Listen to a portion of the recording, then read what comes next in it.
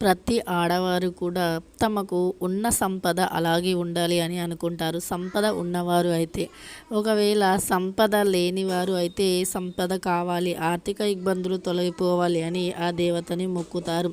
అయితే చాలామంది చేసే తప్పేంటి అంటే, మనకు సంపద కావాలి అని కోరుకుంటాం, కానీ మనం కొన్ని నియమాలను పాటించాలి. ఆ నియమాలను పాటించకుండా మనకు సంపద రావాలి అంటే రాదు. కాబట్టి ప్రతి ఆడవాళ్ళు కూడా నియమాలను శుక్రవారం అంటే అమ్మవారికి ఇష్టమైన రోజు అని మనందరికీ తెలిసింది. ఇంకా అమ్మవారు శుక్రవారం రోజునే పుట్టారు అని కూడా మనందరం నమ్ముతాము. అయితే అమ్మవారికి నీళ్ళన్న, ఉప్పు, గల్లుప్పు అన్న, ఇంకా సాయంకాలం సంధ్యాదీపం అన్న చాలా ఇష్టం.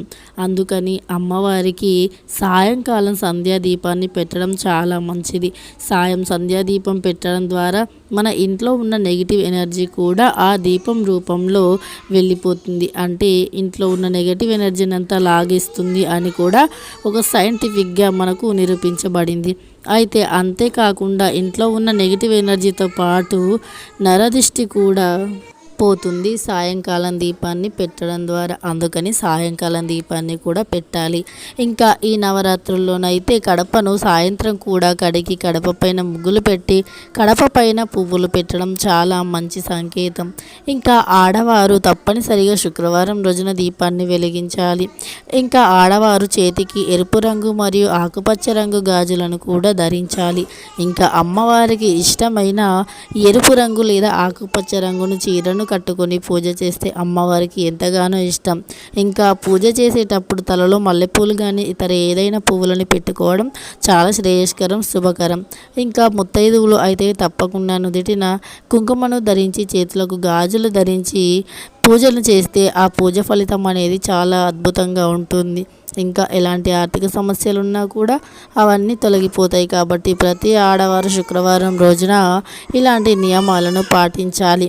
ఈ నియమాలను పాటించడం ద్వారా ఆ తల్లి కరుణించి కటాక్షించి మీ పైన, మీ కుటుంబం పైన ఆ తల్లి యొక్క చల్లని దీవెనలను అందజేస్తుంది. ఇంకా మీకున్న ఆర్థిక ఇబ్బందులు ఏవైనా ఉంటే కూడా అవన్నీ తొలగిపోతాయి. ఒకవేళ సంపాదించిన వారు అయితే మీకు సంపాదించిన సంపాదన అంతా కూడా అలాగే నిలుస్తూ ఉంటుంది. ఇక ఆ తల్లి యొక్క ఆశీర్వాదాలు ఉన్నాయంటే మనకు సంపద లేని వారికి సంపదనిస్తుంది, సంపద ఉన్నవారిని ఉన్న సంపదను కాపాడేలా చేస్తుంది. కాబట్టి అమ్మవారిని భక్తి శ్రద్ధలతో నియమ నిబంధనలతో చక్కగా పూజించాలి.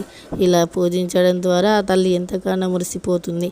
తల్లికి చక్కని పూజలు అంటే చాలా ఇష్టం, నిత్య దీపారాధన అంటే ఇంకా ఇష్టం. అందులోనూ అమ్మవారికి పాయసం అన్న, ఇంకా స్వీట్స్ ఏవైనా కూడా అమ్మవారికి చాలా ఇష్టం. కాబట్టి పాలు పంచదార కలిపి చేసిన క్షీరాన్నం అంటే ఇంకా ఇష్టం. ఇంకా మనకు టైం ఉన్నప్పుడల్లా ప్రతి శుక్రవారం రోజు కావచ్చు, లేదా మీకు టైం కుదిరిన శుక్రవారాల్లో కావచ్చు, నెలకు ఒక శుక్రవారం రోజైనా సరే అమ్మవారికి స్వీట్ని నైవేద్యంగా పెట్టాలి. క్షీరాన్నమైనా పర్లేదు, పరమాన్నమైనా పర్లేదు, అంతేకాకుండా స్వీట్స్ అయినా పర్లేదు, కానీ ఏదో ఒక స్వీట్ నైవేద్యాన్ని మాత్రం మన నెలలో ఒక శుక్రవారమైనా అమ్మవారికి నైవేద్యంగా పెట్టాలి. ఇలా పెడుతూ ఉండాలి. ఇలా ఏ స్వీట్లు లేకపోతే 2 అరటి పండ్లు అయినా సరే ప్రసాదంగా పెడుతూ ఉండాలి. ఇలా అమ్మవారిని పూజించినట్టయితే మీకున్న సమస్యలన్నీ దూరం అయిపోయి మీరు ఎల్లప్పుడూ ఆరోగ్యంగా, ఆనందంగా, ఐశ్వర్యంతో ఉంటారు.